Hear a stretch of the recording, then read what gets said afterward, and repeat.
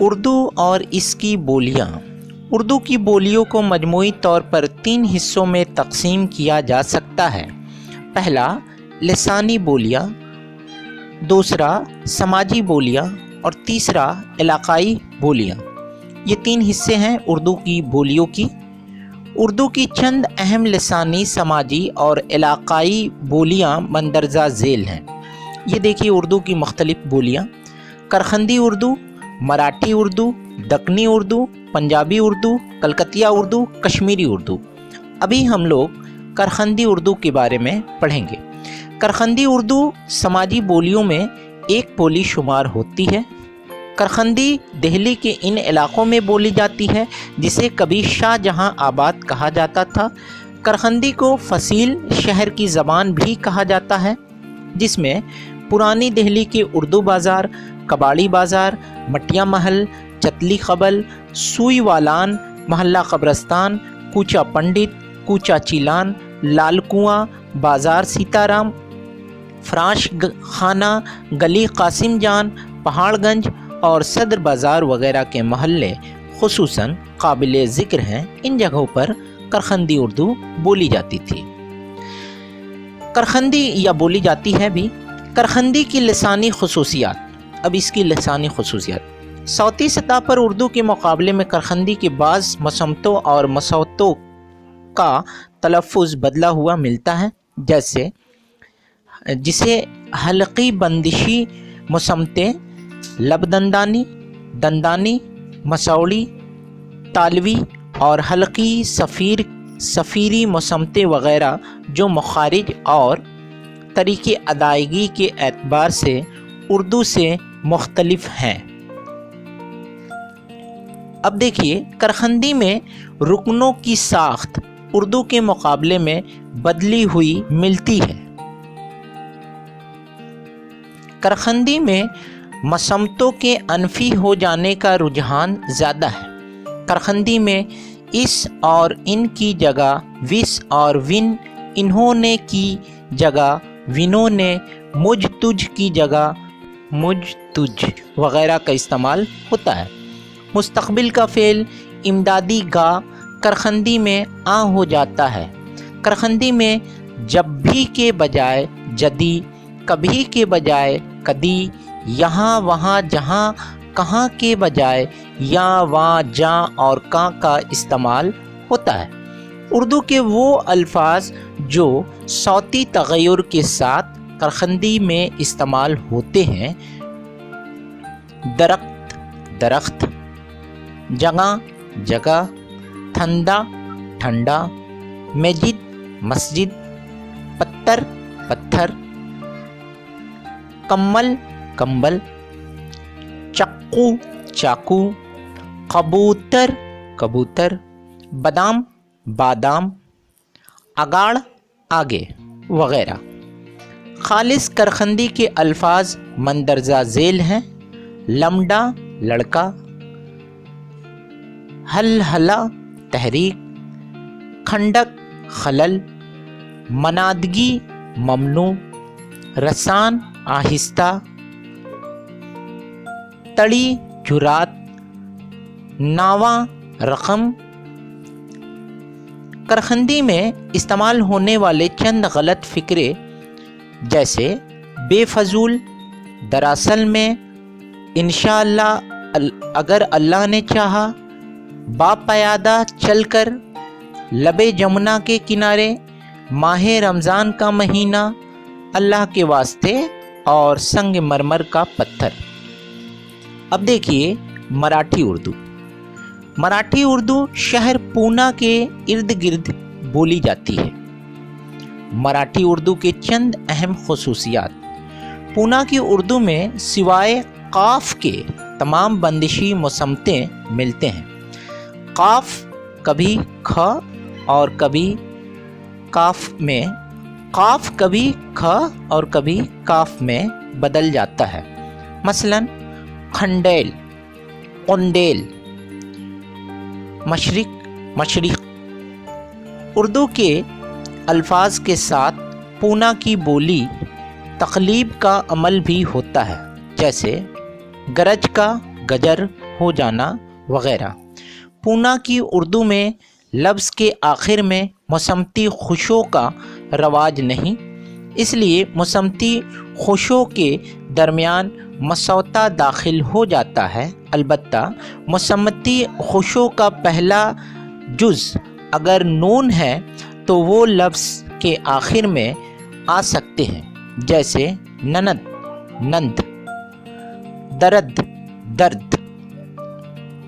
इस बोली में सादा मुसम्मतों को मुशद्दद करने का आम रुझान पाया जाता है, जैसे पक्का हुआ, पका हुआ, अद्दा, आधा, अट्टा, आटा।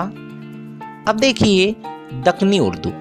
अभी हम लोग बोलियों में देख रहे हैं उर्दू की मुख्तलिफ बोलियां, जिसमें करखंदी उर्दू है और इसके बाद देखें मराठी। अब देख रहे हैं दक्कनी। आमतौर पर जनूबी हिंदुस्तान में बोली जाने वाली उर्दू की बदली हुई शक्ल को दक्कनी उर्दू कहा जाता है। मगरबी हिंद के सूबा महाराष्ट्र में जो उर्दू बोली जाती है इसे भी वहाँ के लोग दक्कनी कहते हैं। पंजाबी उर्दू, दक्कनी जाने। अब देखिए पंजाबी उर्दू। पंजाब के इलाके में बोली जाने वाली उर्दू की बदली हुई शक्ल को पंजाबी उर्दू बोलते हैं।